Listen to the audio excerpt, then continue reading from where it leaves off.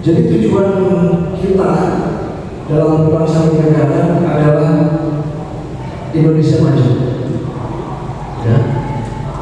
Dengan cara apa? Dengan kita berbeda, bersatu, berbeda-beda tapi kita satu tujuan. Apa itu wawasan kebangsaan? Ini dimana kita punya sikap jiwa nasionalisme dan tanggung jawab kita baik pribadi maupun kelompok terhadap kebersamaan untuk mencapai tujuan nasional. Ya, itu intinya. Khususnya menghadapi berbagai potensi ancaman. Ancaman itu bisa berupa ancaman dari luar, invasi dari luar negeri, maupun potensi ancaman dari dalam negeri. Dalam negeri siapa musuhnya? Ya kita juga. Ya, tapi bukan berarti kita musuh. Musuh itu hanya bertarung dalam demokrasi, dalam pemilihan kepala daerah, gubernur dan lain-lain, atau legislatif. Namun tetap kita harus kepala dingin, ya, bermacam-macam, ya, berbagai struktur, tapi tetap kita sama. Kemudian kita berusaha untuk integrasi itu kesatuan, kebersamaan, sehingga hal-hal yang kira-kira akan menjadi ancaman bisa kita antisipasi.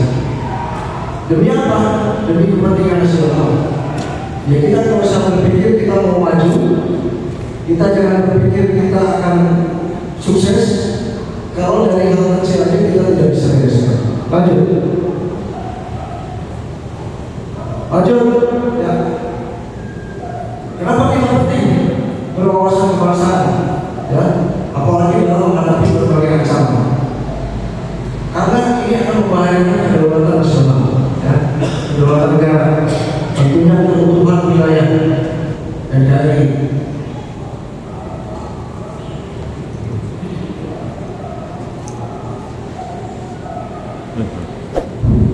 Nah, jadi kita walaupun kita kalau saya sampaikan kita bukan siapa-siapa, ya, kita orang kecil,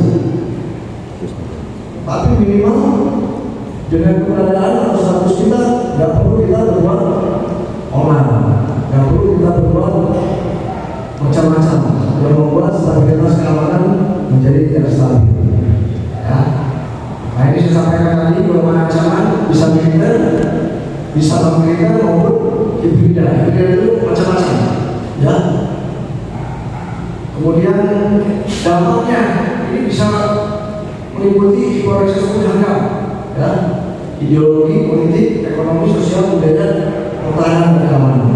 Khususnya yang terakhir pertahanan dan keamanan ini yang kita jaga. Ya, semuanya penting. Namun keamanan, bagaimana kita mencari uang kalau aman? Ya, kita susah mencari uang kalau aman. Ya. Radikalisme mudah-mudahan di sini tidak ada. Saya berarti sudah 3 kali ke sini, saya tidak pernah dengar adanya konflik sosial yang khususnya masalah radikalisme. Di sini toleransi beragama bagus, betul ya? Terus saya baca di media tata uang percontohan penanganan korupsi terbaik di NTT, bukan?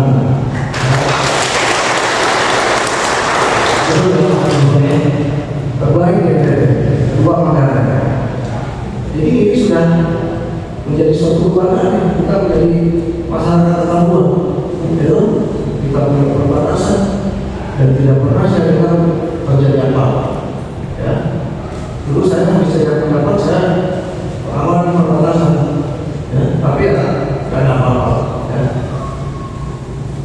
Kemudian ini yang paling parah, ya, kalau sempat terjadi perang terus jatuhnya negara, ini tentunya akan menghalang kepentingan nasional. Semuanya tujuan nasional, kepentingan nasional. Jika terjadi hal tersebut dan kita inginkan pasti tidak akan terjadi. Lanjut. Nah, untuk penanganan tersebut tentunya perlu ada manajemen konflik atau bagaimana metode atau cara untuk penanganan tersebut. Jadi semua konflik itu boleh dikatakan tidak ujuk-ujuk, betul ya? Pasti ada riak-riak, pasti ada sebab, pasti ada api, pasti ada asap, betul ya? Sehingga kita sebagai warga negara harus bisa mengantisipasi, bisa melihat situasi, ya. Misalkan di antara teman-teman kita, rekan-rekan kita ada yang sudah mulai, ya katakanlah provokator, ya, provokator. Dia membuat isu-isu yang negatif yang bisa memecah belah kesatuan, ya tentunya kita nggak bisa tinggalkan, ya. Terus dalam penanganannya itu kita harus hati-hati, pelajari dulu, waspada, ya, nggak serta-merta bisa diselesaikan dengan cepat. Harus ada proses dan tahap-tahapannya. Kemudian tentunya dalam penanganan tersebut kita berusaha supaya tidak ada dampak atau efek dari penanganan tersebut. Percuma konflik itu selesai, tapi dampaknya masih terasa. Ya. Lanjut. Nah ini teknik-tekniknya. Bagaimana kita dalam menghadapi konflik, tentunya begitu kita terjadi ada indikasi ke arah konflik, seperti sampaikan tadi ada teman kita yang sudah mulai mengeluarkan isu-isu negatif yang bisa memecah belah kebersamaan. Kita tangani dengan tenang, ya, pelajari dulu apa sih yang sebenarnya terjadi, terus mengapa hal itu terjadi. Kira-kira apa sebabnya? Ada materi. Kira-kira ke depannya setelah kejadian tersebut, apalagi dampaknya? Seberapa cepat kita harus bertindak, itu harus juga pikirkan. Ya. Kemudian rencanakan dengan matang apa yang harus kita lakukan, siapa saja yang harus kita hubungi, laporkan siapa yang berperan. Terus ajak juga teman-teman yang satu kepala, satu pemikiran, satu pemahaman untuk bisa mencegahnya. Kemudian pisahkan, ya, kelompokkan orang-orang yang berpotensi akan memperluas konflik tersebut, ya, sehingga tidak sampai menyebar sampai besar. Perlu ada cita kondisi, ya, nah, terutama kalau berhubungan dengan salah, ya, dengan salah. Ini perlu ada penekanan, tentunya tokoh-tokoh agama, tokoh adat, semua ikut berperan. Ya. Tanpa kecuali kita sebagai warga biasa pun harus ikut berperan di dalam penanganan tersebut. Ya, jangan sampai terjadi ada gap-gapan, kelompok-kelompokan yang akhirnya kelompok-kelompok atau gap-gap tersebut terjadi konflik yang meluas.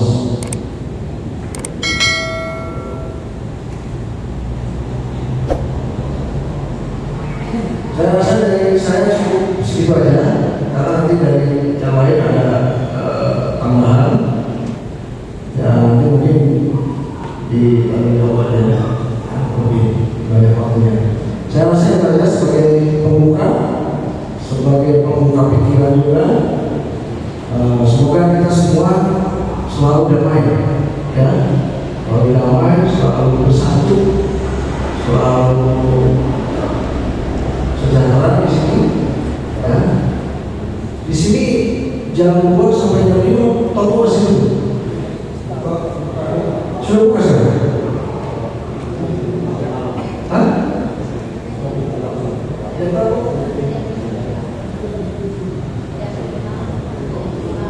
Jadi jam 2 sampai jam 5 nggak tutup? Tidak lagi sekarang. Alhamdulillah. Dulu saya di sini jam 2 sampai jam 5 toko tutup. Saya tanya kenapa? Karena trauma situasi jam 5. Kalau cari yang suci itu selalu ada. Kalau ini apa? Nah, sehingga saya sendiri jadi susah sendiri. Betul berani.